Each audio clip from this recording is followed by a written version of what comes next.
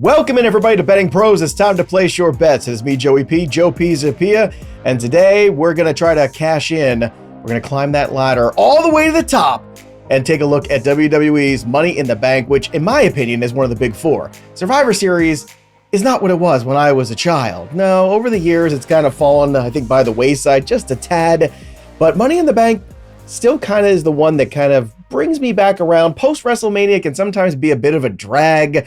We're just kind of holding in place for the most part through Backlash and a few weeks of Raws and SmackDown. It's Money in the Bank when it feels like officially the new season begins of WWE. And to help break down the picks that are available for you to wager on, Terrell Furman Jr. and Sal Stefanile right here on the Betting Pros channel. Gentlemen, great to see you as always. Let's jump into it and let's start with the men's Money in the Bank. Seth freaking Rollins, minus 400 at the top of this board. LA Knight at plus 300. Penta at plus 600. Sol Sikoa at plus 1200. Then you have Andrade at plus 1400. And El Grande Americano at plus 14. Those are your six competitors. Sal, let's start with you here on this one. Seth Rollins is a heavy favorite. Do you think that's the way the booking goes this weekend?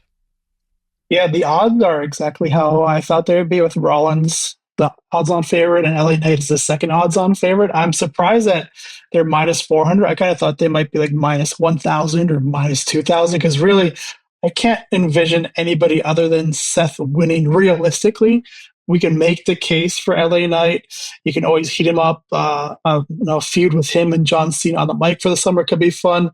But I feel like this is Seth Rollins' time to take home the Money in the Bank. And then I believe he was going to challenge Jey Uso. Cena is going to have something else to do this summer. But these odds make way too much sense to me.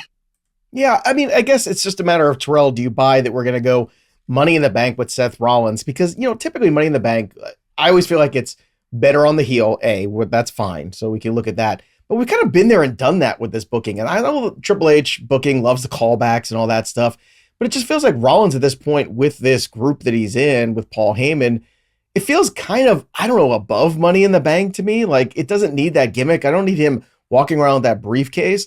So do you think it's a Seth Rollins foregone conclusion, or is there another direction this could go? I think that it makes the most sense for Seth Rollins. I think there's another direction it could absolutely go. I do too. I want to see if we agree here. And I would have a ball with that. But let's stick with Seth Rollins here because, again, I see a lot of parallels here with what AEW is doing and the Death Riders and the Rollins group. And they both feel like that the companies are going the wrong direction. So Mox and Rollins have taken upon themselves to push them in the right direction as champion. So, again, that makes very much sense. And also it makes sense from the fact that Triple H hates the Money in the Bank briefcase. Have you realized that Triple H has never been cashed in on? He's never even been in a qualifying match. He's never been in the Money in the Bank.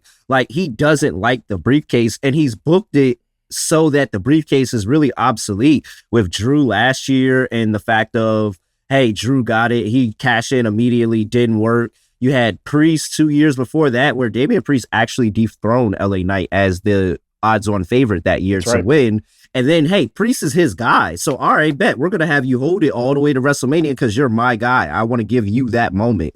And so I could see where he's saying, all right, I really don't like the men's Money in the Bank BKs. Let's just give it to Seth because we know Seth can do his own bookings. We'll have conversations. We'll figure out how we want to use it. But and the WrestleMania moment with Seth Rollins was Seth Rollins' idea. So it's like, okay, I trust Seth to book the Money in the Bank briefcase better than I do. So that's why I think that Triple H is going with him.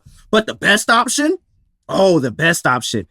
Do you know how funny it would be if Solo Sikoa was walking around with the Money in the Bank briefcase? That would be absurd. Amazing television. He is so funny. And it's been even more with Jacob over the past couple of weeks. He's so funny. And him with the pressure of having that briefcase and just getting to walk around and talking about it for the next year.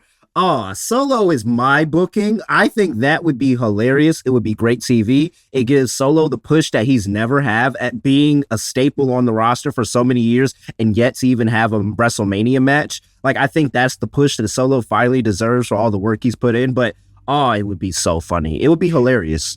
It's not absurd, too, especially when we see people now cashing it in on non-world championships, too. because you could even have him cash it in on Jacob Fatu at some point if you want to go down that theory. I don't think there's any value on Seth Rollins at minus 400. And I think Solo is an interesting one. Terrell puts out there plus 12. That's a surefire way to, throw a small unit on there and make a lot of money. But the LA Knight one, I want to come back to plus 300 because you did mention something. He did get passed over for this. LA Knight feels a little stagnant to me right now, and he has for quite some time. He feels a little directionless. I like LA Knight when he's a little bit more of an edgy, cocky, tweener, heel-ish kind of character. And I think you could do that with the briefcase and reignite him if you have it. And you have the option. He can cash it in as a face or as a heel, depending on how you want to go with the booking.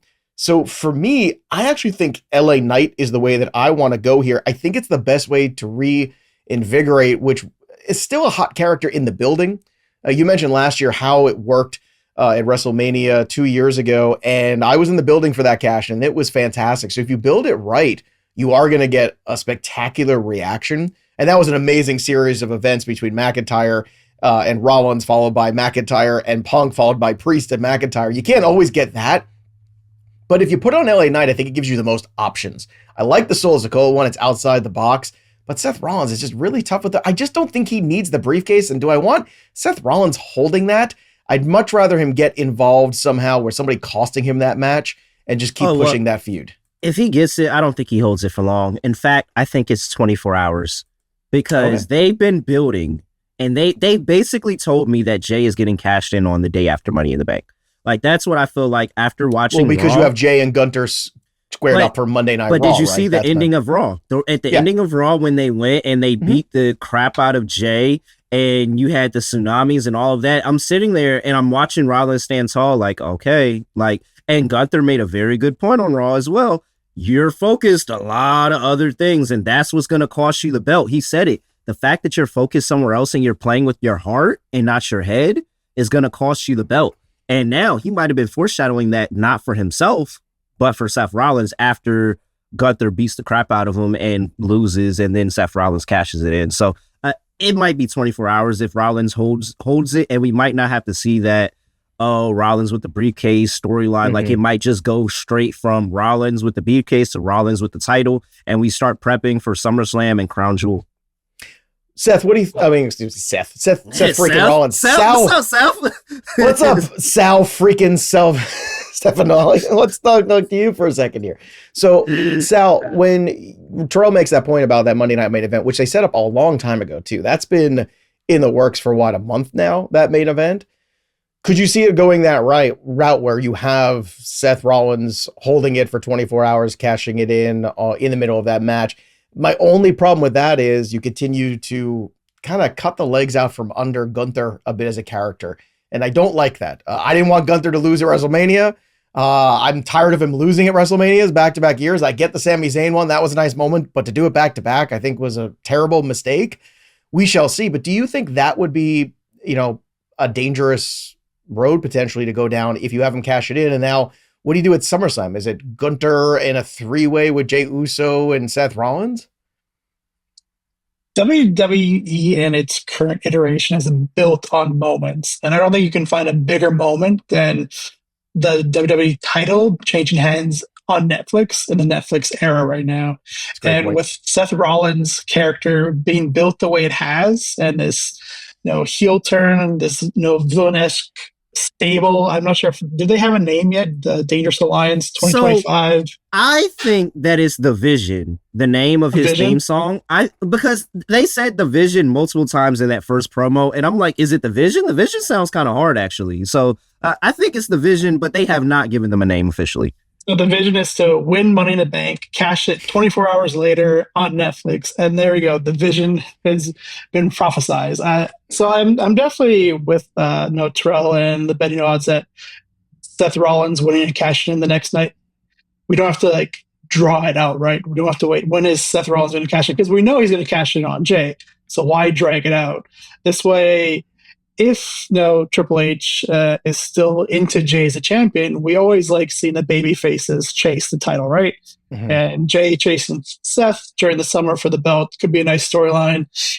And him losing his confidence and Gunther just being there in the background and say, I told you. And then he just is waiting for his turn. the interesting part of that is like Gunther versus Seth. Like, how do you book that? Because currently they're both technically heels, and we don't really tend to see heel on heel feuds that often. But is there a possibility that Gunther turns slowly to I don't even think that's the route. heel vision? I don't think that's the route for if Seth has the title on SummerSlam. I think we're still the Summer of Punk, and it's still like they haven't had the rubber match. You gotta have the rubber match. You can't tell me that the feud is over, and that's the only reason why I threw out Solo as a flyer, because there's a very much a world of possibility where CM Punk gets involved with this match and costs Seth Rollins. See, that's what I keep saying too. Is Punk gets involved, costs Rollins a match. You heat that up, and you slow play Rollins for that belt just a little bit longer. You give yourself some options there. But and you got Seth and Rollins at SummerSlam still non-title, but you could have it for a title too. Is always about the same thing, guys, which is you're trying to, how do you get somebody a belt without necessarily having them have to win clean in a situation, right? Like that's Money in the Bank is that. It's like, I want to elevate this person, but we just haven't been able to do it. It's why they put it on Damian Priest. Like I feel like, we're right there. Maybe we could get this, make it work. And I feel like that's exactly where we're at, I should say, with LA Knight at this juncture. We're at that point where it's kind of, what or get off the pot with him. He's over in the crowd. They still enjoy him. He doesn't have the best match, not a 5-star matches, but he's a good enough match. At the same time, how do you elevate him in a feud immediately and just add water? I think this is how you do it. So I think that would be a little surprising to the audience. I think the audience would like it. I think you could see then the gauge of what you want to do with him. And if for some reason it doesn't work, then you have the option of a guy who knows how to turn heel and really is a better heel character, generally speaking, anyway. He's working NXT, he's working TNA. I think all of that really gives you options, and I think that would be the smartest way to go. But we'll see. Let's get to the women's Money in the Bank, too. I'm sure we got a lot of feelings about this one. At the top of the board is Naomi at minus 280, Rhea Ripley at plus 300, Roxanne Perez at plus 700. Then you have Alexa Bliss at plus 800, Julia at plus 1,000, and Stephanie Vaquer, the latest call up from NXT, at plus 1,000 as well. Great to see her on the main roster. Her and Julia did not take too long to get up to the main roster as we all thought that would be. So this is honestly should be a very exciting match. You've got some real high caliber talent in this match between Rhea, Julia, Stephanie Vaquer. We know what Naomi's capable of, and Roxanne Perez has been waiting forever. And for her to actually make that transition to the main roster full time, kind of been slinging her back and forth. Alexa Bliss, obviously still very popular. She's going to be a fan favorite here, but Terrell, it's not about fan favorites. It's about booking and where we're going to go forward. Naomi is the clear favorite. Do you think that should be the case? Oh yeah. Yes. Clear cut favorite. I don't ever lay money here, but this is the time. Okay. This is the time. I mean, it's been so long in the making. Everything has led up to this opportunity. And it's also what champion gives you the best storyline, because again, we have Crown Jewel, and we have something at Crown Jewel that we want to make a thing, which is the Crown Jewel Championship.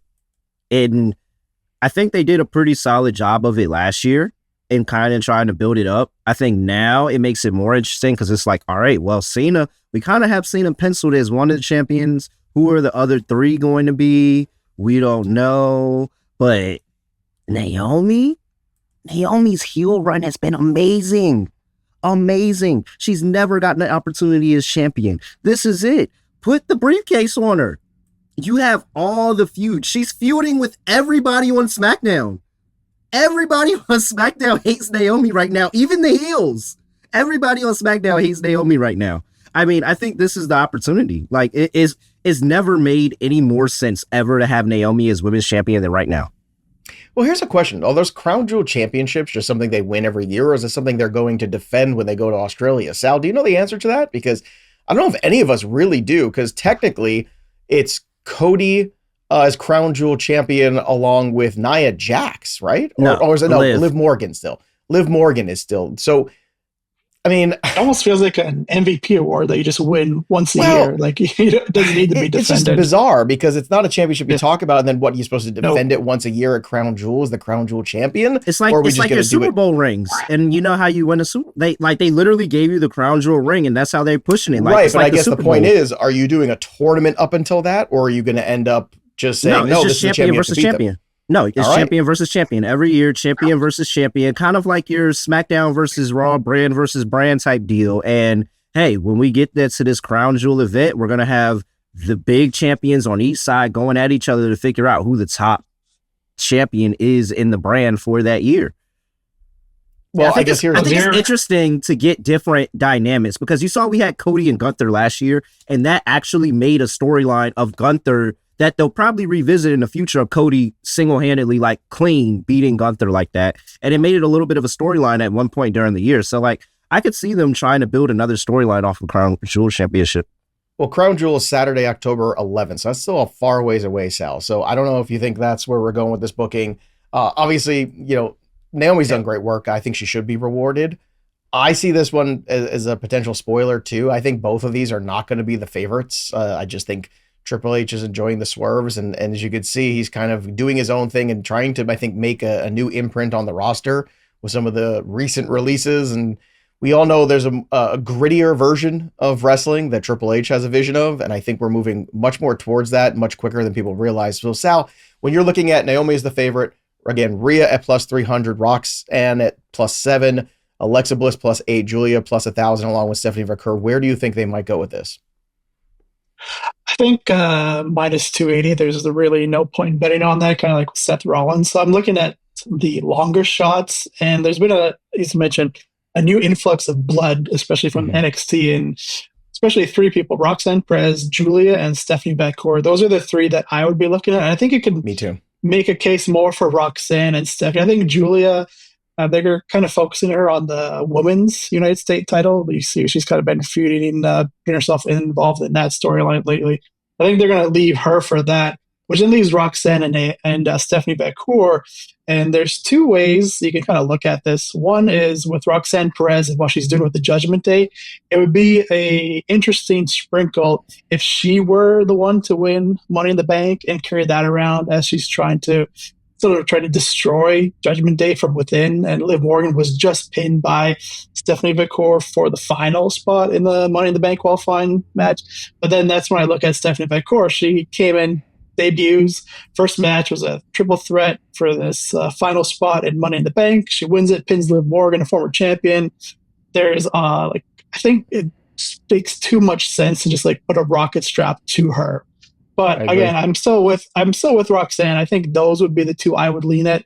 Make a lot of sense. And it would kind of just invigorate the women's championship scene right now. And I know you mentioned Crown Jewel, but there is another upcoming event, Evolution 2, which is just next month. And that'd be kind of interesting to see if whoever wins this, if that's when they cash in. I'm with you. Roxanne Perez is where I go to immediately if I'm looking for value on this board. Yeah, and I'll tell you why, too, because they believe in her. They believe in her for quite some time. They've seen her be face. They've seen her be heel. They've let her bring other talent up now, as well. If you recall, too, it's like, okay, when Stephanie and Julia came in, they were like, hey, Roxanne, why don't you stay there and you kind of bring the new guys along a little bit here.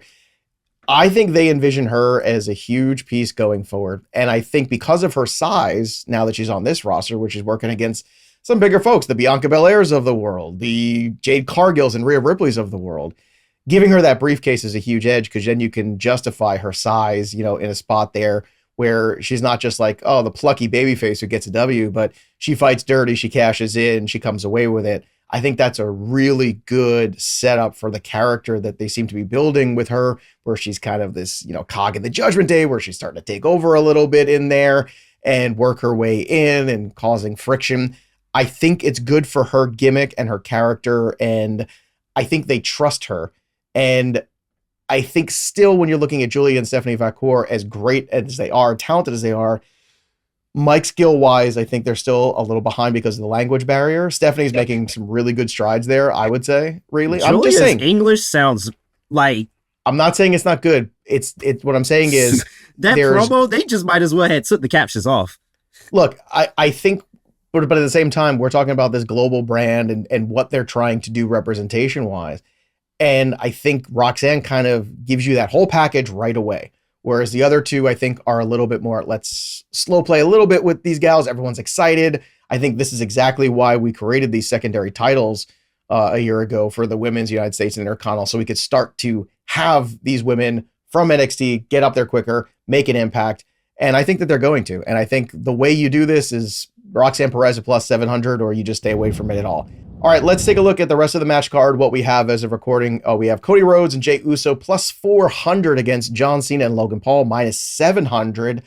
I don't know about this one here, Sal. Why can't Logan Paul eat this pin? To me, that's what he's there to do, is to eat the pin and give some people a feel good, because I don't know if they're going to get the feel good they're looking for Money in the Bank. And I think this is the way to do it. Get Cody back, make him look strong, get a pin on one Logan Paul. I think there's extreme value on this one right now. What do you think, Sal? Yeah, and it's also just a simple way to put a lot of good buzz, good heat on Cody Rhodes, make the crowd happy. Cody Rhodes gets his win over John Cena, even though he doesn't get this belt back. But just a way to reinvigorate Cody Rhodes back into the scene. Even though he hasn't been gone that long, I kind of feel like he's been gone forever, because he was literally like on every show for such a long period of time. It's like, Cody Rhodes is back. All right, let's go. But yeah, everyone hates Logan Paul. Everyone loves to hate Logan Paul. Everyone is sharing that meme of him getting kicked in the face everywhere you go on social media. It's there. And just a very simple way for John Cena to be on the losing side of this feud and put some heat back on Cody Rhodes. And at plus 400, like, why would you not want to bet on Cody Rhodes and Jey Uso? Yeah, this one seems way off to me right now, Terrell. I would jump on this right away. What do you think? No, I think you guys are wrong. I do. Okay. I think why? One, because the booking of John Cena as a heel needs him to actually do heel things. He has to rack up heel wins, or it just feels like you made somebody heel and you're going through the same cycle of them losing a bunch of matches to the babyface, which, typically happens, but this is John Cena. I don't think John Cena has a typical heel run. So I think he's going to win more often than not, especially now they've committed to the fact of, we're going to make sure that he wins. He's going to do the dastardly deeds. And I don't know if you guys have peeped it, but I did. Every single time a surprise return comes around, I go back and I think, man, they told me this return was happening and nobody talked about it. On SmackDown, Cody Rhodes made a Rock reference. And on Monday Night Raw, CM Punk came back and made another Rock reference. And Money in the Bank is in Los Angeles. And I don't know if you guys have seen it on socials, but I have not seen anybody talking about the Rock return coming in Money in the Bank. They were talking about it WrestleMania. They were talking about it, all these other things, but I haven't heard anything about Money in the Bank. If you told me that they revigorate the Rock in this storyline somehow, some way, and he comes in and gets involved with this match, and John Cena stands tall, and Logan Paul gets to do what he said he always wanted to do, which is sell his soul to the Rock, and they come out on top in this, oh, dude, I'm going to be laughing. One, because I'm not the biggest Cody Rhodes fan, but I'm going to be laughing really, really hard because it sounds the way to go. And then it also gives you some heat for Jey, because Jey has now had a rough Monday. He had a rough Money in the Bank, and then he somehow got over all of that to climb the hump, beat Gunther on Monday night, and then, might get cashed on. I absolutely hate it, and I'll tell you why. It's such a slap in the face to everybody who paid thousands of dollars to go sit in Las Vegas and watch WrestleMania, that they end up getting Travis Scott and no Rock, and then he's going to show up just because it's in Los Angeles and Money in the Bank, when there's really no reason for this at this point. No, just stay away. I hate it. They told I'm us not saying it's not impossible. Scott, though.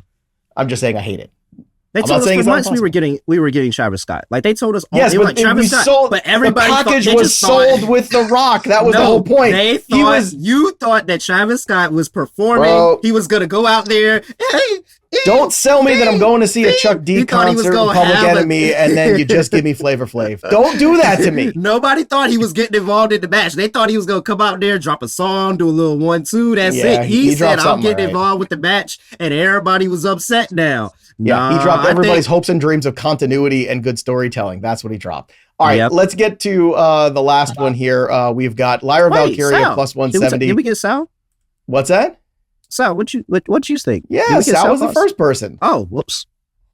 Sal's with me. You talked so long that you forgot what Sal wanted in this match. I love you. I'm just eating the popcorn. I was ready to get Sal to sway Sal on my side, so it could be 2-1 for the heels in this one. Look, you guys are 2-1 on me on a couple things. You're on men's Money in the Bank. This one we're doubling up on you. All right, let's get the last one here. Women's Intercontinental Championship. Becky Lynch minus 250 over Lyra Valkyria. Go ahead, walk us through, Terrell, the stipulation in this match.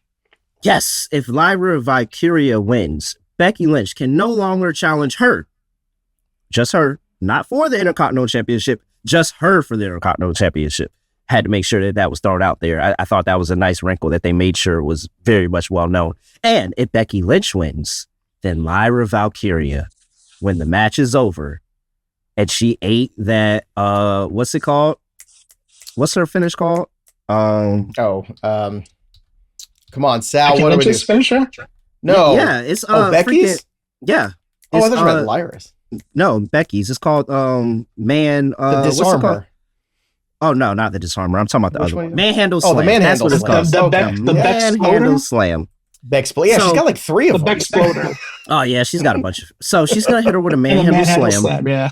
and Lyra's gonna be all groggy, and she's gonna have to raise that arm of Becky Lynch as Becky Lynch raises the Intercontinental title, and that is the stipulation. That is it. Not a cage match, not a no disqualification match, not a championship versus career. It is you have to raise my hand at the end of the match. See, now this is the juice that I could get behind. You're talking about Naomi at plus 280, but you got 6 people in that match. This is one-on-one. If I'm going to lay minus 280 or minus anything on anything this upcoming pay-per-view or PLE now, it's minus 250 on Becky Lynch, because I do agree with you. This is how you build this feud, right? You have it go back and forth a little bit. I think people were surprised, right? Right away that, oh, wow, Lyra wins out of the gate. They thought it might be Becky out of the gate, right? But no. So Lyra looking strong. This is a great way to... That's right. 2-0. And this is a great way to sort of make this more personal, to have her raise the hand. You talk about moments, Sal. That would be the moment. So if I'm going to lay money on anything juice-wise, this is the one for me. Do you agree? Are you 3 for 3? Are we going to end all together here? No. Yeah, 3 for 3 sweep. And then you have Lyra holding Becky's hand, and then Bailey comes out of nowhere and just takes Lyra out and heats up that feud again. There you go. Sounds like takes Lyra out? No, Sal. Yeah, I think this is Becky. No, I think she will take out Lyra. No, Bailey comes out. Bailey takes out Becky because Becky has been talking crap about Bailey for weeks. 4 weeks. And remember, I talked about The Rock mentions.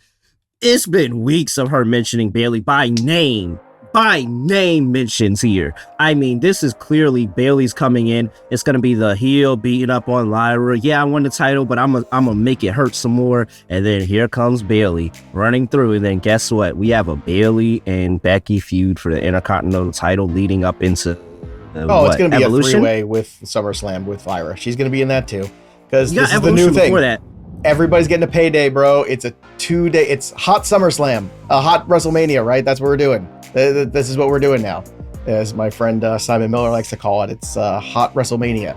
That's what new SummerSlam is going to be. So you're going to have everybody on the card and everyone's going to get their payday, as they should. That's nice. But 2 days of SummerSlam, I don't know. I think I like the 1 day. I think it makes it a little bit more special, but that's okay. Money in the Bank certainly is going to give us some moments. We certainly hope so. Just to recap here, we're all on board here with Becky going over, and we'll see where things go from there. That'll do it for us, but the story of the game goes on.